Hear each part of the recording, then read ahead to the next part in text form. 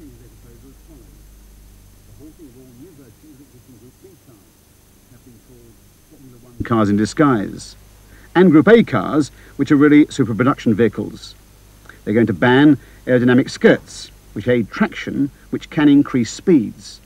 And there's a move to replace the lightweight glass fibre and Kevlar panels because they can burn. Special stages on rallies will be limited now to a total of 600 kilometres, or about 360 miles, in an attempt to reduce driver fatigue. And as well as the compulsory fire extinguishers, there now have to be automatic systems to protect both engine and crew compartments in all Group B cars. And then on the 1st of January next year, they're going to consolidate the whole thing. They're going, for example, to scrap the special Group Rally cars, the Group S, and that must come as immense relief to most drivers because these monsters with potentially up to 800 brake horsepower were even more high-speed turbocharged accidents waiting for somewhere to happen. They're going to extend the ban on lightweight but inflammable Kevlars and glass fibres to all cars.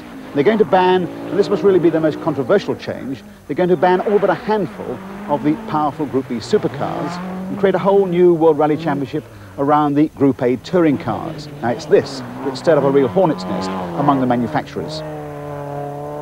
No one would argue that, like most motorsports, rallying can be dangerous. Indeed, it's a vital part of the sport's attraction. But it's been felt for a long time that things have gone too far.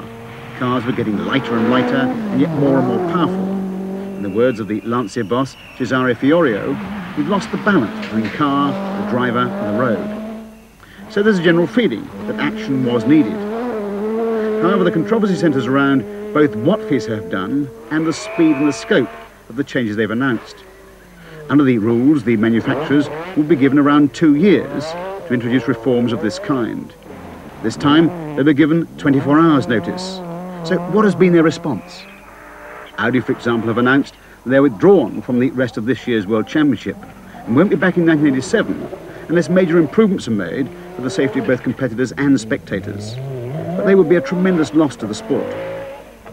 Peugeot are hopping mad about the new regulations, and with some reason. The 205 has become a runaway winner both last year and again this year, and the spin-off in terms of Peugeot 205 GTI sales has been immense. But the 205 is a Group B supercar. So they're said to be considering suing FISA for ignoring the rule over giving 2 years' notice of fundamental changes. Lancia are in almost the worst position of all. They've just spent hundreds of thousands of pounds developing the really high-class Delta S Fords. But they've had 2 drivers and a co-driver killed in the space of a year. And they're more receptive to the new plans. But they're still confident of some participation in Group A next year. But with what remains to be seen. Ford aren't exactly happy, but they seem to be the best placed of all the manufacturers. They can slot straight into Group A with the Sierra 4x4 and the new RS Cosworth, once they've made the statutory 5,000 models of the Cosworth to qualify. And, as a sort of consolation, they can sell off the RS 200s as upmarket sports cars because they are approved for use on the road. Poor Austin Rover can't even do that, because having spent millions of pounds developing the new Metro 6R4, they find themselves left with 140 unsold cars and with no regulations under which they can either race them or sell them because they're not road approved. The old car seller's maxim, never raced or rallied, now takes on a bitter twist for Austin Rover. So how do they feel about the new FISA proposals? There are 2 issues here. One is the issue of spectator safety, which I don't think is dependent upon the car, and I think FISA agree with us on that. And there is the safety of the crew, which is very much a manufacturer responsibility. And I think that what FISA need to do is to restrict the power of the cars so they're easier to drive, but give us a chance to actually use the cars that we have. But they are restricting the power of the cars, aren't they? Well, no, they're forbidding us to use the cars that they have induced us to build. But are FISA not saying that because these cars are dangerous weapons, they are too fast, too powerful, too difficult to control, because of that they have to be, as it were, banned from the sport? But the danger lies in the particular regulations, not in the type of the car.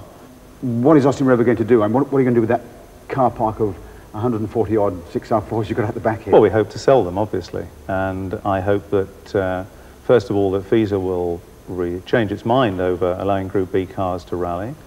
I hope that they will take the manufacturer's advice and put certain restrictions upon them so that we can all feel quite safe in terms of crew safety. and I hope that we shall continue to rally.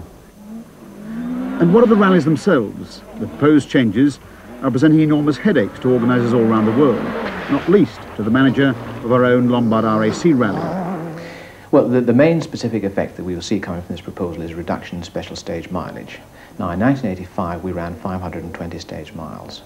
This year, we were planning to run 420 stage miles. We had reduced the overall length of the rally considerably.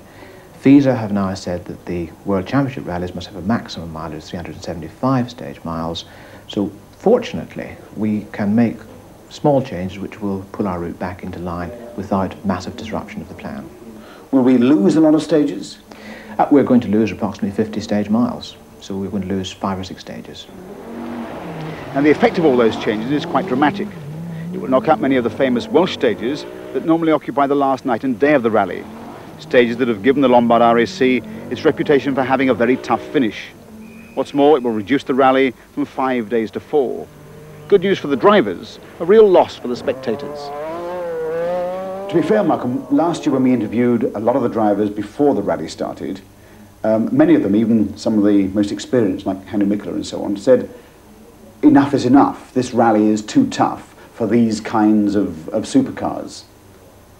Yes, I would disagree with that in part. There were 1 or 2 Scandinavian drivers, the Finns in particular, who complained that Lombard RAC rally last year was too tough. After the rally, they changed their tune. They said it wasn't as bad as we thought it was going to be. We accept the point that driving these Group B cars requires a high degree of physical fitness and a high degree of concentration. And yes, rallies should be shortened. We had taken that into account in this year's planning. But I do believe that too much was made of this last year. I mean, the one very good thing that I think the majority of people in the sport do believe has come from all this is that the World Championship next year will be for Group A cars, and these bear much more relationship to the standard road-going production vehicle that we see on the roads today. At the end of the day, what's